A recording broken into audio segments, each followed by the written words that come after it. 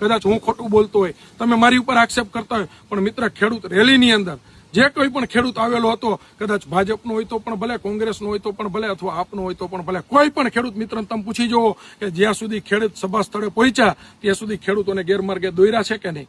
માત્ર ખેડૂતોને નહીં, પણ મીડિયા જે છે ને એને પણ આ પાલભાઈ અને કોંગ્રેસની ટીમે ગેરમાર્ગે દોરવાના પ્રયાસો કર્યા છે. મીડિયા મિત્રને પણ નહોતી ખબર, જ્યારે સાંતલપુરથી રેલીની શરૂઆત થાય છે ત્યારે આ પાલભાઈ છે ને એના ઇન્ટરવ્યુ જે આપેલા છે તમે જોઈ લ્યો મિત્ર, ત્યારે પણ એમ કહે છે કે અમે અત્યારે ટ્રેક્ટરો સાથે ગાંધીનગર તરફ કૂચ કરીએ છીએ. બરાબર, ગાંધીનગર તરફ કૂચ કરીએ છીએ. આવી વાત જો પાલભાઈની 12 વાગે બપોરે હોય અને જ્યારે સભા સ્થળ પાસે અમે 3:30 વાગે પહોંચીએ તો ત્યાં મંડપો શું તાત્કાલિક નખાઈ ગયા હતા? ત્યાં સ્ટેજ શું તાત્કાલિક બની ગયા હતા? સભાની મંજૂરી શું તાત્કાલિક આવી ગઈ હતી? ત્યાં ખુરશીઓ શું તાત્કાલિક પથરાઈ ગઈ હતી? ત્યાં પહોંચતા પહેલા 1.5 થી 2 કિલોમીટર પહેલા કોંગ્રેસના ઝંડાઓ જે લાગી ગયા હતા એ શું તાત્કાલિક લાગી ગયા હતા? કોંગ્રેસના જે બેનરો લાગ્યા હતા એ શું તાત્કાલિક લાગી ગયા હતા?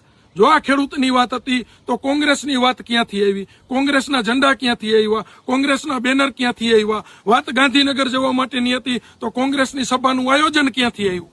આ મારા સીધા સવાલો છે. આ જવાબ પાલભાઈ તમારે આપવો પડશે. હું મીડિયા મિત્રને પણ કહું છું કે તમે પાલભાઈને ડિબેટમાં બેસાડો અને પંકજ રાણસરિયાને ખેડૂતના દીકરા તરીકે ડિબેટમાં બેસાડો. હું 5 જ સવાલ પાલભાઈને કરવા માંગુ છું. જો આના સવાલોના જવાબ પાલભાઈ પાસે યોગ્ય હોય ને તો તમે કયો કરવા માટે હું તૈયાર છું.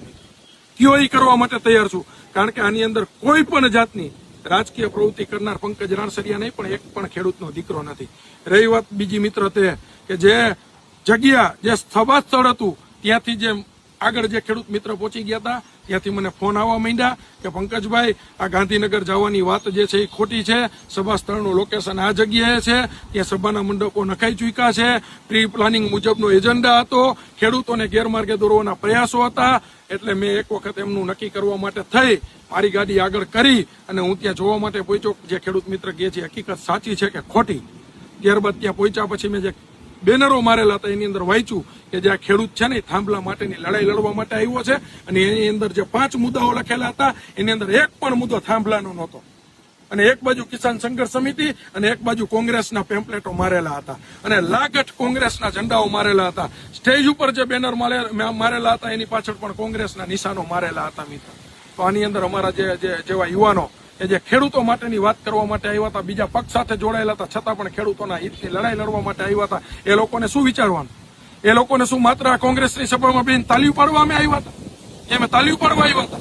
અમે તાલી પાડવા નહોતા આવ્યા. અમે અમારા ગુજરાતના 54 લાખ ખેડૂતોનો હક માંગવા માટે થઈ અને આ બેરી મૂંગી સરકારને જગાડવા માટે થઈ અને ગાંધીનગર મોરે મોરો દેવા માટે આવ્યા હતા.